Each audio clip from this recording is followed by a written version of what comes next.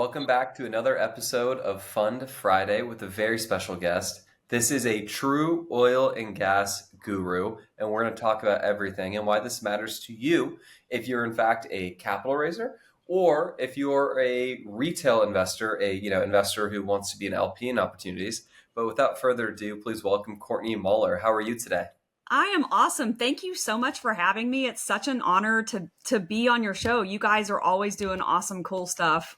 We are always trying to collaborate with the best. That's why we called upon you to kind of give your kind of story, your background, and your expertise here. So very grateful to be here. For those who don't know how we know each other, we're kind of familiar with one another through the masterminds and such. The ecosystem is very, very small through Raise Masters, of course.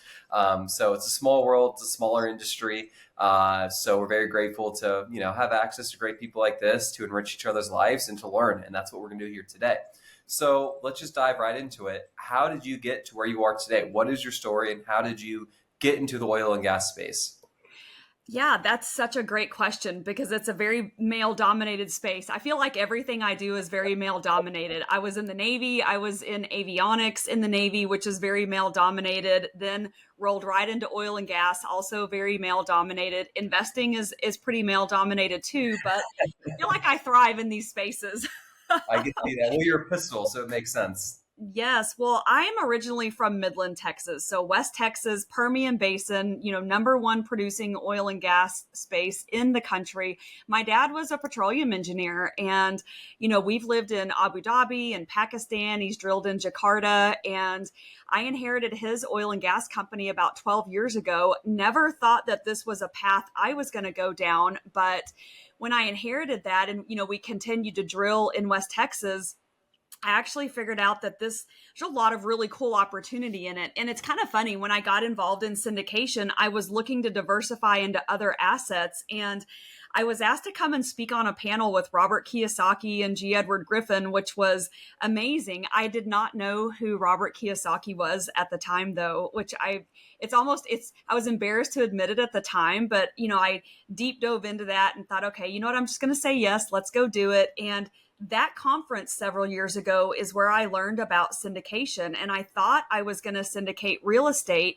And then I figured out very quickly that the tax advantages of oil and gas and the cash flow created from it pair very well with, real estate and other asset classes. So I just thought, I'm going to stick with what I know and what I'm good at, and started, syndicating several years ago. And it's allowed, not only the ability to have great tax advantages and cash flow for my family, but I want to help other people do that too, because I like to invest in oil and gas, get that money back very quickly, and then deploy it with freaking awesome, real estate guys like y'all, so that I'm diversifying my portfolio.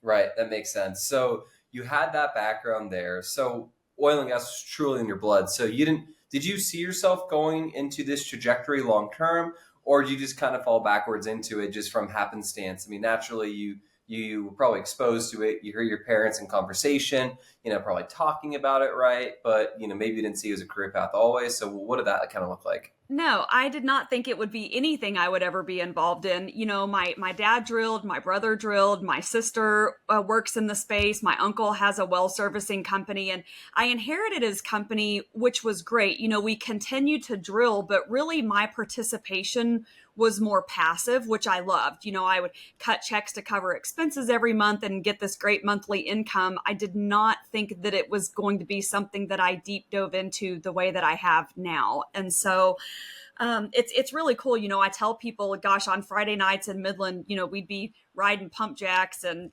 drinking beer, because there's nothing else to do. You finish watching football and there's not a whole lot else to do, but it's such a special asset class. And it's really hard to get involved in. And, once I really streamlined what that looked like and kind of figured out, okay, how do I bring this to other people and how do we do it in a way that they can be confident in what they're investing in? It's been kind of a mission for me to go and, provide that education and teach people how to look at deals. Yeah. So let's talk about this holistically speaking, because I think people hear oil and gas and they just think maybe you're just buying oil, taking it from position A, and then putting it to position B. But there's a lot more to that. It's not, hey, it's like, hey, if you're buying a distillery for alcohol, you're just buying the alcohol and then putting it into a bottle and white labeling it, right? Right. So let's just kind of talk about what the process is and what you actually do from your perspective, and then we'll get into the nitty gritty after. But just soup to nuts, I guess, high level, how does the process work? Yeah, that's a great question. And so when you're involved in oil and gas, you've got, upstream, midstream, and downstream. I'm involved in upstream. We're involved in the exploration and drilling of oil. So we are actually taking rigs, going out there, drilling holes in the ground and extracting the oil out of the ground. I am not involved in the midstream as transporting it, whether it's through pipelines or railways or whatever. And then that downstream, I'm not involved in any mid or downstream. So we're specifically going after working interests in oil and gas. So there's so many different ways you can invest in oil and gas, from the stock market to drilling to all kinds of different things. I want to be involved in working interests because that is what offsets that active income that everybody loves so much. So we go in and our strategy is pretty simple. If I'm going to drill, I want to drill with the ConocoPhillips and the Continentals and the Anschutz and EOGs of the world. These are, billion and multi-billion dollar companies, and they're drilling in top areas. They plow through those things and get these wells dug and drilled super, super fast. And so it kind of minimizes a little bit of the risk on our end. So we go in, acquire the lease, they drill the wells, and next thing you know, we've got, pump jacks out there and they are pulling that oil out of the ground. So it's pretty simple. I don't want to be the operator. Nobody wants me to be the operator. I want to go in and operate and drill with these top producers. And that's what we do. So basically, what you do is you find the best of the best, whether it be if you're kind of a capital partner looking for a sponsor, you look for the Lone Star Capitals of the world, right? Or the Yeah. A6 Hunter and his team. What you do is you basically, with your expertise and knowledge, you do the painstaking process of finding the right people, finding the groups who are best in class that maybe have good oil going. There's some proof of concept. They've got the science, the surveys done, and then you basically kind of go in and start drilling. Has there been drilling before, or has it started? Like, where in the cycle in the process? Because if I'm not mistaken, technology is getting really good where you can kind of pre-identify if it's a winner or not, as opposed to just drilling in the ground hoping some black gold comes up, right? Oh, yes. Yeah. So probably the biggest risk you have in drilling is potentially drilling a dry hole, meaning you have no oil there. And so what we do is I already know who the top, companies out there are. I know where they're drilling. Fortunately, we have landmen that are kind of like realtors for us. So, realtors will have certain investors that they know are looking for certain types of property. So when they get those listings in, they'll call those investors and say, hey, we've got this house coming up over here. I thought you might be interested. I have landmen that do the same thing for me. They know that I'm looking for interests with top producing oil and gas companies. So when those interests hit their desk, they call us immediately so that we can buy them. So I am only looking for interest with those top companies, people that have done, really cool stuff in really big areas. And then the great thing is during that drilling process, they're able to determine if you've got commercially producible oil in those wells or not. So we pay more for the interest that we're acquiring, but usually the drilling has already happened and we know we've got oil. So we are kind of dipping into a little bit of the return on it, but I'm okay with that because we are getting rid of a whole bunch of the risk in doing it that way. So, for those who are listening, just to kind of break this down, very simply speaking, what you do is you de-risk, but you also maybe slightly lower your return. So you're not, I mean, obviously there's a great return metrics, which we're going to get into, but you really de-risk the opportunity because you are picking a surefire winner. Am I hearing that correctly? Yeah, and I don't ever want to say surefire because But there's a lot you of have good different things. information. Yeah. No the G word guarantee. I didn't want to say it. We should almost bleep that out. But the guarantee, the G word, does not exist in your repertoire, no mine.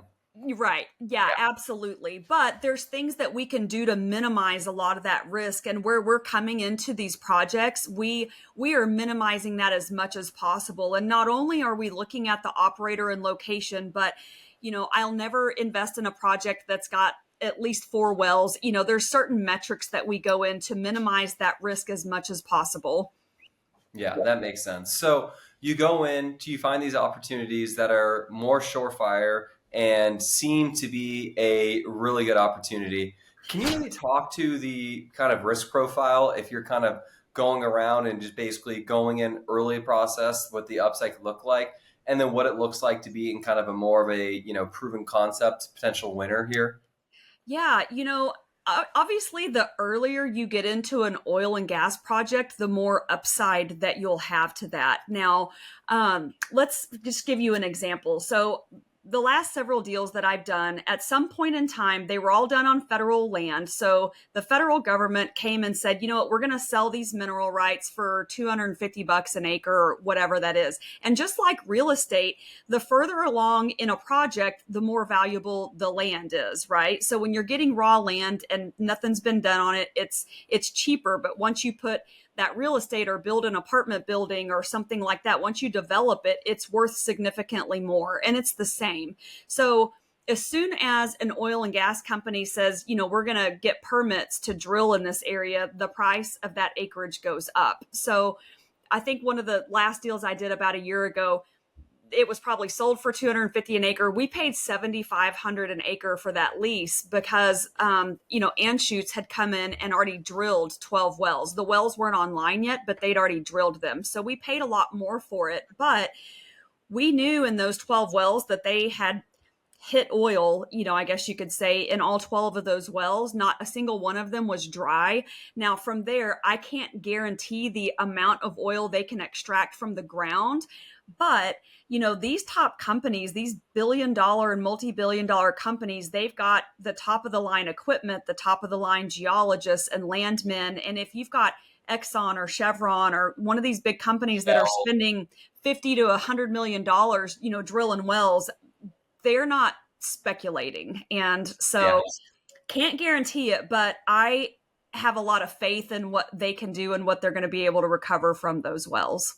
Yeah, what's super interesting is the process from drilling hasn't necessarily changed that much over the years, to my limited knowledge, but science, technology, and information has kind of way surpassed the kind of process of drilling. Would you kind of agree to that statement?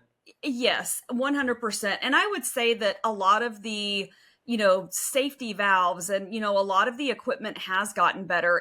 The technology that's going out there, I was just talking with a gentleman the other day that has created technology where they can take in the mud logs and other information and give you a more of an exact amount of what is in that reservoir. And we haven't seen that technology go mainstream, but the way that AI and some of this other stuff is being implemented, I think is going to really make a difference, not only where these guys are drilling, but what they're able to recover. A lot of the Niobrara area in Wyoming, which is where we've been drilling, a lot of those wells were drilled back in the 60s, but they weren't horizontally drilling. So vertical is just going down, and then horizontal, they're fracking and going out sideways. And a lot of those wells that were drilled, 40, 50, 60 years ago, they just didn't drill them in the right place. So now they're going in and they're fracking those wells, and they're able to tap into reservoirs and reserves that they weren't able to get before. So now they're recovering significantly more.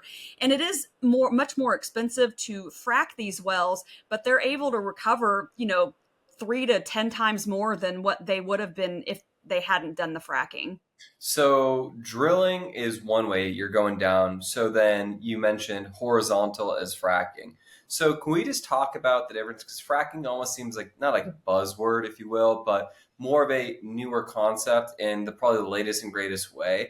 So if I'm understanding this correctly, drilling going down single, but fracking is taking that space and really just kind of catapulting all the ability there, if you will, and all the resources in there, as opposed to basically in one kind of smaller, kind of cylindrical shape, if you will. Yeah, so every single area that you're drilling, they're going to have, different depths and different components. Some areas are shallow wells that are, a couple thousand feet or, whatever that area looks like. Where we've been drilling in the Niobrara area, we're going 2 miles vertically and then 2 miles horizontally. So these are 4 mile wells, which when I think about that, that's a deep hole. And Massive so space. Yeah. it's crazy, but when you're just going down vertically, you're only going to tap into what you drilled that way. But then when you go out 2 miles horizontally, you're now able to tap into so much more. Would you also say there's a ton of space that was basically, if it was also government land, but that was frankly maybe just wasted or not fully utilized to highest and best use due to the fact that you just couldn't extract all those resources there? Well, and that's what we have seen happen in the Niobrara. So in 2008, they came in and started fracking in that area, and wells that had maybe a 300,000 barrel life, expectancy for their production, they're now 800,000 and, 1 million plus, expected, recovery from those wells, which has significantly improved the amount that's being produced out of that area. That's crazy. So oil and gas, as the president-elect is saying, we've got more liquid gold under our feet than ever before, and drill baby drill is his mantra. So we'll get in maybe some of the political takes as a nonpartisan perspective, but I've actually heard some almost contradictory stuff that might be counterintuitive to how pricing works, depending on which party is in the office, which maybe you can speak to or not if you feel comfortable doing so. But with that said, so let's talk about the investors. So you basically identify with some key groups and sponsors that you work with, where what looks good, what looks like the winners. How does this work from a return perspective? And then we'll kind of get into some of the potential tax implications. Yeah, so I am the sponsor. I actually have not ever worked with other sponsors. We go Okay. in and acquire those interests, directly. So the way that well, what that looks like is we buy that interest, and then once the oil and gas companies finish drilling, we get what's called a division order. So they just, cut us orders, acknowledging that we own whatever percentage we've acquired, and so our typical what we're looking for, it's pretty much the same across the board. I want an oil and gas project that's going to give me anywhere from 80 to 90% depreciation in year one, good against that W-2 income or capital gains.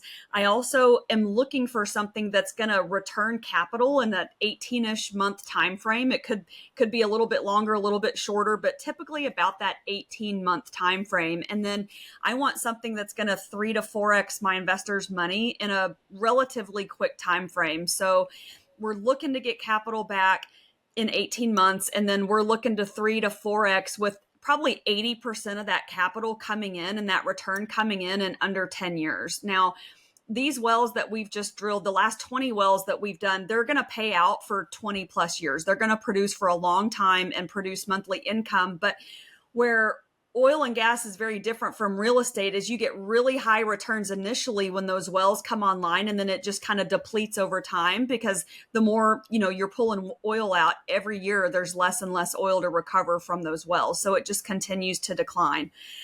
Whereas real estate, you invest and then you have an exit 5 years down the road, and that's really kind of where your large return comes from on that exit. Oil and gas, it's really in that first couple of years that's really important, at least for my project specifically. Well, that makes all the sense in the world. And what I would be looking for from a strategy perspective, and obviously, I might be too nice and too friendly of an investor for my needs. But what I hear about there is, okay, I get a massive deduction. So let's say if you were a non-real estate professional here, and I'm not a tax attorney, not a CPA, nor is my good friend Courtney here. We're not tax people, but this is how our experiences have been, right? So just to preface that. But that said, you get roughly, a dollar to dollar depreciation year one. And then if you recoup about, your principal by the first 2 years, to me, that's huge. And then also the advantage to this, and I really want to speak to this, is it's not like, in real estate where you don't, pay no taxes, you defer paying taxes, and you can inevitably kick the can down the line indefinitely unless you cash out. There will be some phantom income or, a tax assessment you have to pay at some point. But in the oil and gas business, it's different because there's not recapture. Is that correct? That's correct. So a lot of the tax benefits come from what's called intangible drilling costs, and those are the things like the fuel and the labor that went into actually drilling those wells. Well, the wells got drilled. They're not going to come back and recapture that. 5 years down the road. So the money got spent.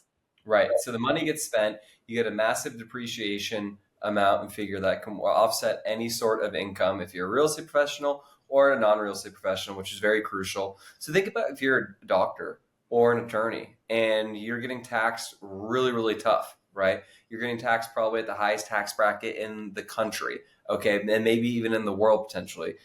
This is an opportunity for you to offset some of that taxable income and also generate a return. But even if you broke even with this and didn't have to pay any taxes on that, isn't that a massive win where you can start diversifying everywhere? Like, why wouldn't most people make that at least a portion of their kind of alternative space? Or do you see that often? What are your investors No, asking you when they inbound? Because yeah. just to play the game strategically speaking, if you're a multi six figure income generator and you can just break even on that, well, you're not just breaking even, you're actually making about 30% because that's where your taxation would be roughly, depending on the state that you live in.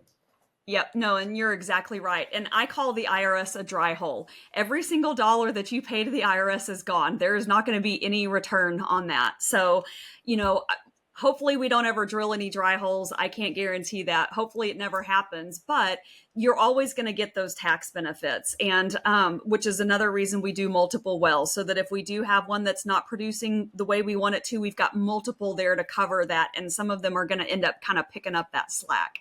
But the other really cool thing about oil and gas is you get what's called a depletion allowance. So you are only going to pay taxes on 85% of the income for the life of those wells. You get a 15% depletion allowance year after year in perpetuity. Wow, that's amazing. So, tons of advantages here. And I say this frequently for those who have listened to this podcast before.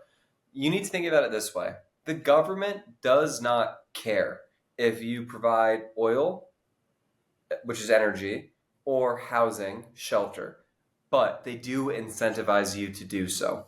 Yeah, and this is the thing. I mean, this was written into the tax code a long time ago to incentivize people to drill and explore, because we need oil for so much more than just fuel in our cars. A barrel of oil is about 42 gallons, and about a third of that is used for plastic and all of the different products that we use on a regular basis. Another third of it, and these are really rough numbers. They're a little more than a third, and a third. So these are rough numbers, but about a third of it does go to fuel in our cars. Another third goes into all the different products we use, like asphalt and tape and computers and medical equipment.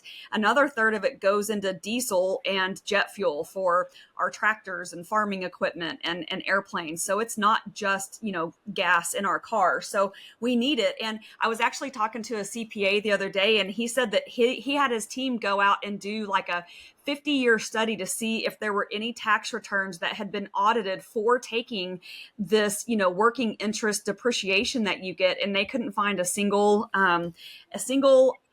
deal that had been audited because of these tax advantages. That's incredible. And I just love the fact that it is efficient in that regard. You can kind of create something from nothing and really just keep a lot of your dollars that would be kind of not going to use, which is really, Right. not how you want to play the game if you're really systematizing all the processes there. What are some of the big misnomers people have, investors come through, people that want to bring capital to your projects? What are some of the kind of myths that you need to debunk? Because I'm sure a lot of people, perhaps not in our space, really don't know much about it. What can you kind of speak to on that front?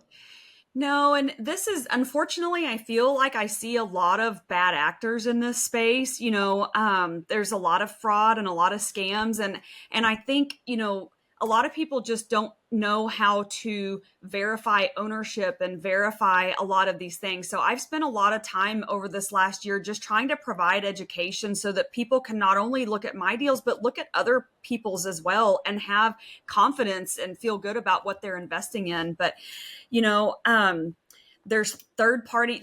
Here's a couple of things. So the cool thing about oil and gas interests, they're recorded at the county level, just like real estate is. We get a well bore recording, and I can actually show we bought this interest. Here's the wells. Here's their API number. Each one of those wells gets like what's called a serial number. And so you can actually verify through the county tax office that we do own it.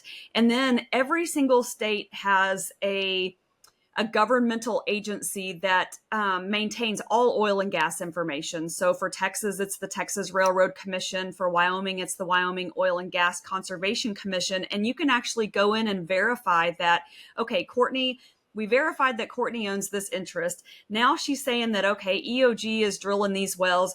From there, you can go into those sites and verify when permits were filed, when those wells were drilled. You can take a look at the survey information, insurance information, all of the production for those wells and when they came online. So that's another thing I teach my investors. When we send out those monthly reports and they get their payments, we can actually go into this third-party site and verify that they're getting paid the amount that we had gotten paid. So they can verify that those production numbers match. Yeah, I mean, it's so interesting how bad apples and bad actors really make everyone's life more difficult. It's really not people like you or us who are, kind of making the stain. It's people who embezzle, people who aren't acting in good faith. And it happens. And you know what happens is when the market is frothiest, when times Yeah. are very difficult and challenging, no one really pays as much of attention. But when things are kind of going okay, well, to great is when that stuff all gets pushed underneath the rug. So to have the verifying process is really special. We obviously do monthly reporting and quarterly reporting. It sounds like you have that component on your end as well, which is great. So then when it comes to a scheduling of payments and things of that nature, what does that look like? How does that process kind of work? Tell me about that.